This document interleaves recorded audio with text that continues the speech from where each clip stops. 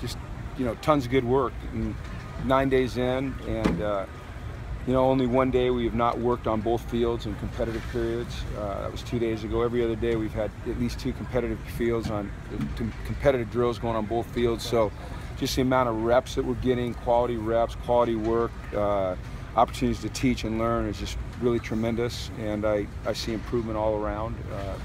It's not always visible to the naked eye, but when you go back and look at the film, you see some guys that are really making progress. Some of the young guys that are standing out to me, Sean Seawards up front is doing some really good things. Stephane Zebier, obviously you can see that he hasn't played a lot of football, but his athleticism is tremendous for that position. I think that Zach Sweeney, the position versatility he's showing inside at guard and center is pretty impressive for a freshman. Jacob Burton, he's not a freshman, but he's a redshirt freshman that moved offensive tackle. He's doing some really good things. I think that Michael Alves is doing a lot of really good things. He's been working with the ones at guard with Najee's back tightening up. It's good to see Josh Waraboko making a little bit of a move. Not perfect, but really has improved. His attitude's been great, his work ethic. He's like every one of us, though we're a long ways from perfect. So there's a lot of good things happening.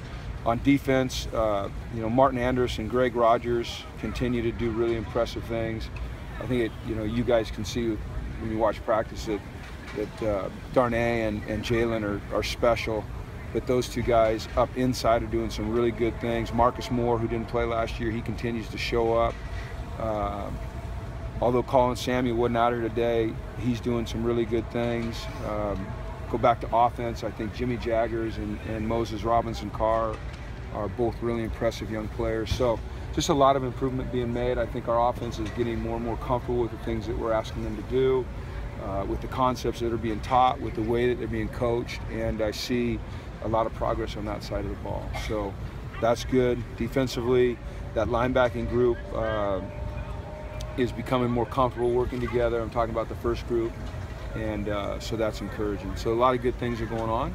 A lot of things that we have to improve and that we're working hard to improve, but overall the attitude, the effort, the work ethic is very, very good.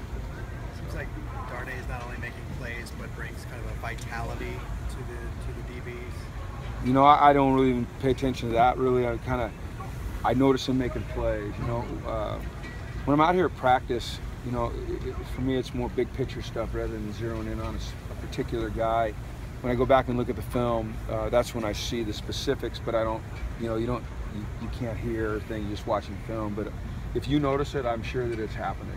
There's a lot of enthusiasm on that defense, and I'm sure he's one of the guys bringing it. What's the status of Brandon Stevens? Brandon and Nate Starks are both fighting through injuries, and they'll work to be out here as quickly as they can. Your other lineman, is Sonny just taking some maintenance time right now? Or? Yeah, it's going to be like that with Sonny. I mentioned it a couple days ago. He's 24. He's humongous. He's coming off an injury. It kills him not to be out here doing everything, but in the interest of making sure that he's sharp and ready to go on September 3rd, we have to manage his workload. It's not unlike, you have to do at the next level with guys as they get a little bit older and nicked up. You've got to manage their workload, and so we're going to do that. We're very pleased with him. He's brought a lot to this team, on the field, which you haven't gotten to see as much as we'd like because, trying to manage the injury, but just his attitude, his personality, it's infectious. The guys love him, and I think he's going to really help us this year. What happened with Jalen Phillips in the first 15-20 minutes? He had to be removed from practice. It's a matter of being able to find that edge, but not going over the edge and doing something that hurts your team. And he had a reaction that would have gotten him booted from a game. And when a guy has a reaction that would get him booted from a game, it gets him booted from practice. So. There was a lot of interest in what Josh said about schoolwork and football at the college level not being compatible. What were your thoughts on what he said? This is what I know about Josh Rosen. He has the absolute respect of every player on this team. He has the absolute respect of the staff. We see on a daily basis his work ethic, his attitude, his commitment, the investment that he's made in this team. you know, everyone is entitled to their opinions. Opinions are based upon, you know, things that we see or feel that affect us or affect others around us. I think the lesson to be learned is that if you're going to state an opinion, you have to realize that not everybody's going to agree with it. You may create perceptions that people don't agree with, and there may be consequences. And so, you know, if you're going to make statements, you have to understand that there are going to be consequences. I'm really proud of the fact that at UCLA, we have a tremendous balance between academics and athletics. You know, Forbes just put out a study where they rated schools in the country on academic and athletic excellence, and we were ranked #2 in the country. I think our academic support is amazing. You know, we spend millions of dollars to make sure that our student athletes aren't just graduating, but they're getting an education. You know, we brought Roman Pfeiffer back into the fold as our Director of Player Development for the specific reason of making sure as soon as our student athletes come on campus, they're connecting with alumni of UCLA out in the business world with like interests of our players, so that they can start to build a network and build you know, a support system that'll help these guys when they get done playing football, whether that's after one practice or 15 years. You know, we want to make sure that they're always having the chance to continue to fill their emotional and motivational buckets. So I think as a school, as a department, and as a program, we are going to great lengths to make sure that our players are always on the right track to success. So that's what I think about it.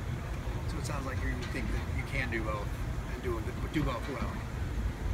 I believe that if you determine that that's what you want to do, you can. I believe that the only thing that holds us back from what we want to achieve is ourselves.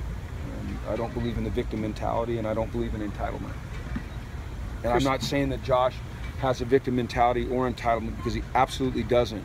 And if you guys were able to spend, if people were able to spend the time around him that these players and this staff is, they would realize that usually when Josh makes a statement like he did, it's because he is sticking up for others that maybe have not had the opportunities in life that he has had. And you can commend him for that. You can criticize his words or the way that they were framed, but I think it's really hard to criticize the motivation, which is to help his teammates and help those around the country that maybe didn't grow up in the same circumstances as Josh did. Christian Papico, redshirt junior. I mean, I have to admit, I didn't notice him until spring. Talk about where he's come from and his chance of winning a scholarship this year. Well, he's a, you know, as you guys know, he's a walk-on from Long Beach Poly. He's one of those young men that came in here and just from day one he did everything right. He's done a tremendous job of developing his body. He studies. He works his tail off in the off season. He just does, you know, he's just continually doing everything right. It's interesting, you know, we bumped him up with the first unit a couple nights ago, and he came out and, you know, he dropped 4 balls. And it was interesting to put him in that situation, have him go through that, and then just say, okay, you know, which way is he going to go from here? He's come out the last 2 days and had 2 tremendous practices. You know, we, as you guys know, we will rotate our receivers through. Right now, he's playing his way into the rotation. I think it would be unfair right now to say who a starter is and who a backup is and who may play and who may not play. Those things are all being determined as we practice, but he has certainly worked himself into the discussion, and it's just a credit to him and only him and his work ethic and, you know, what he stands for, what he believes in, and you cheer for those guys. You really cheer for them. When would you give out any scholarships that are still available? We only have one available, and you know, we do it before school starts, before they have to start paying tuition and room and board and books. And there's, you know, there's several capable guys on this team, and he's certainly one of them. So I love the fact that there'll be tough decisions to make. You know, I wish that that I had the luxury of, you know, 87 scholarships, because I think there's some guys that are working towards earning them. And as a former walk-on myself, I understand what it means when the coach rewards you with a scholarship. So I know I respect those guys. I respect their, you know, them being out here and working the way they do.